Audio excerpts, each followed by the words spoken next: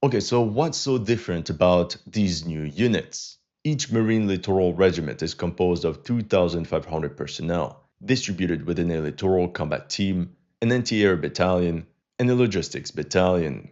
As you can see, it's a very different structure than the regular Marine Infantry regiments. The Littoral Combat Team is composed of 3 rifle companies. Yes, you heard that right. Companies. I could rant now, but I'll just keep it for the end. So 3 rifle companies, plus a headquarters and service company. But the heart of this formation is the medium-range missile battery. Its HIMARS will provide the regiment's primary striking power. That's how they will sink all incoming PLA warships, one after the other. Yeah, at least in theory. In reality, the HIMARS fielded are currently incapable of anti-ship missions.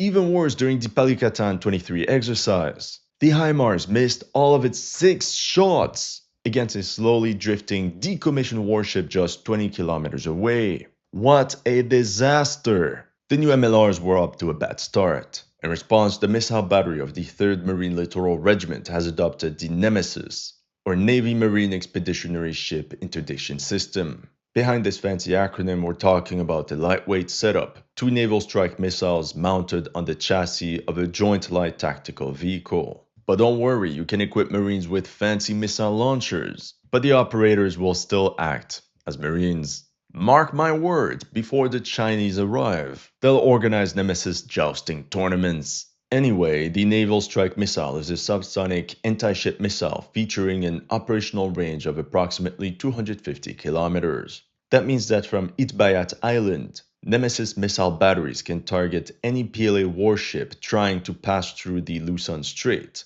that body of water separating Taiwan from the Philippines. That means that the Chinese will not be able to encircle Taiwan, and it will greatly restrict their room for maneuver. So essentially, Marine Littoral Regiments will protect the flanks and rears of Taiwan, just like they would do with their Barrack Bunny. The Nemesis guidance system relies on a combination of inertial GPS and terrain reference navigation, supplemented by imaging infrared homing. Since 2012, this highly potent medium-range anti-ship missile has been in service with multiple NATO countries, mainly as a ship-based missile. The NSM is essentially an upgraded Harpoon missile with double the range but only half the weight and a whole meter shorter.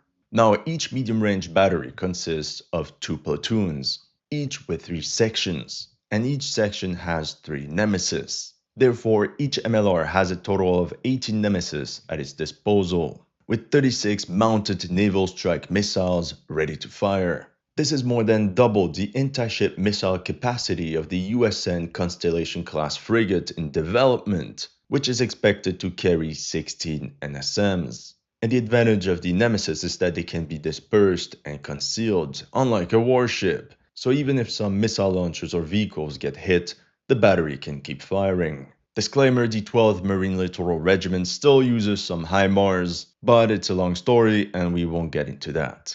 The 3rd Marine Littoral Regiment also has an anti-air battalion. Its task is to provide air defense, air surveillance and early warning, as well as air control for these missile launchers.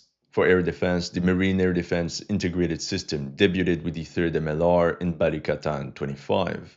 The MADIS system is mounted on a JLTV and consists of 2 variants which work as a complementary pair within a section. The Mark I is armed with Stinger missiles and a 30mm cannon on its remote weapon station.